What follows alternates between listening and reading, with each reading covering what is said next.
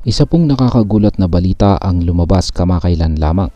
Ang Shiba Inu team ay may matinding inaasahan na isasama ng gobyerno ng US ang kanilang mga token na SHIB at BONE sa National Digital Asset Reserve. Pero ano nga bang ibig sabihin nito? Bakit po ito mahalaga? At ano po ang magiging epekto nito para sa atin bilang mga Pinoy crypto trader at investor ni SHIB? At ayan po ang siyang ating aalamin sa video na ito, pero bago po tayo magpatuloy ay nais ko lamang po munang bigyang linaw ang aking disclaimer kung saan ang nilalaman po ng video na ito ay hindi po ito isang financial advice. For education and information purposes lamang po ang layunin nito. Ayan, simulan po natin sa kung ano po ang US Digital Asset Reserve. Kamakailan lamang ay in-announce po ni US President Donald Trump ang pagbuo ng isang multi-asset digital reserve na kinabibilangan ng mga established cryptocurrencies tulad po ni Bitcoin, Ethereum, Solana, Cardano at saka XRP. Ang layunin nito ay magkaroon po ng isang opisyal na crypto storage kung saan bibili at mag-iipon ang gobyerno ng US ng mga napiling crypto assets at itatago ang mga ito sa loob ng isang itinakdang panahon. Isa po itong hakbang upang bigyan ng legitimacy at confidence ang mga digital assets na suportado ng gobyerno na maaari pong magpataas ng kanilang halaga sa market. Ngayon ay bakit po umaasa ang Shiba Inu team na may isasama sa reserve? Matapos po ang announcement ni Pangulong Trump, agad na nagbigay ng reaksyon si Madam Lucy. Siya po ang marketing lead ng Shiba Inu ecosystem. Ayon po sa kanya, ito ay isang magandang balita para sa buong crypto industry. Ngunit higit pa rito, umaasa siyang balang araw ay makikita rin si SHIB at saka BONE na kasama sa listahan ng mga kinikilala at iniimbak na crypto assets ng US. Sa ngayon, wala pang final na decision kung dadagdagan pa ang mga digital assets sa reserve. Ngunit ayon po kay Ginoong David Sachs, ang White House AI at saka Crypto Czar, may paparating pang mga update mula sa Presidential Working Group on Digital Assets. Inaasahang magkakaroon po ng mas detalyadong usapan sa Crypto Summit na magaganap sa March 7. Kung saan ay maaari pong pag-usapan ang posibilidad ng pagpapalawak ng listahan ng mga suportadong tokens. Ngayon ay ano po ang kahulugan ng inclusion sa reserve? Kung sakaling maisama po si Shiba Inu sa US Digital Asset Reserve, ito ay magbibigay ng malaking benepisyo kay SHIB at saka BONE.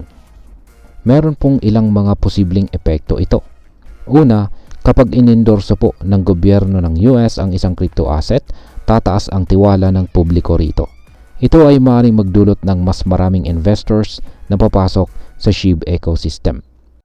Pangalawa, kapag kinilala ang SHIB bilang isang mahalagang bahagi ng digital asset reserve, maaaring tumaas po ang demand nito na magtutulak ng pagtaas ng presyo.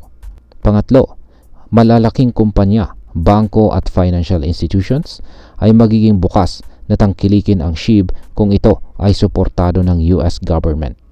Pang-apat, isa sa mga pinakamalaking hadlang sa crypto adoption ay ang kawalan ng malinaw na regulasyon. Sa kasalukuyang sitwasyon, tinanggal na ng SEC ang regulatory uncertainty kay SHIB, kaya't mas may tsansa po itong maisama sa financial systems sa hinaharap. Ngayon ay ano naman po ang ginagawa ng Shiba Inu community para sa mas malawak na adoption? Habang wala pang opisyal na desisyon mula sa gobyerno ng US, patuloy na gumagawa ng paraan ang Shiba Inu team upang mapalakas ang kredibilidad ng SHIB.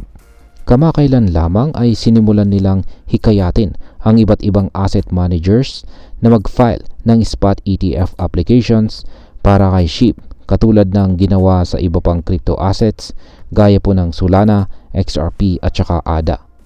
Sa ngayon ay wala pang nag-file ng SHIB ETF, kaya't patuloy po ang pangangampanya ng community upang maisakatuparan ito. Sa kabutihang palad, mas malaki na ang tsansa nitong maaprubahan, lalo na matapos ideklara ng SEC na ang SHIB ay hindi kabilang sa securities. At ngayon ay ano naman po ang maaring maging epekto nito para sa atin bilang mga Pinoy crypto traders at investors ni Shiba Inu. Kung sakaling maisama po si SHIB sa US Digital Asset Reserve, ito ay may malaking epekto hindi lang sa global crypto market kundi pati na rin sa atin dito sa Pilipinas. Meron pong ilang bagay na dapat po nating asahan.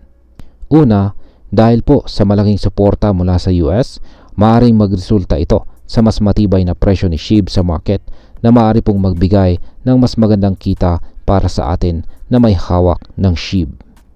Pangalawa, kung mapapatunayan na kaya nitong mapanatili ang halaga nito sa National Reserve ng US, mas maraming institution at negosyo ang maaring magsimulang tumanggap ng SHIB bilang isang valid na asset o mode of payment. Pangatlo, ang mga meme coins tulad po ng SHIB ay kilalang volatile. Ngunit kung ito ay maisasama sa isang opisyal na reserve, maaring bumaba po ang volatility nito dahil mas magiging matatag ang liquidity at saka demand.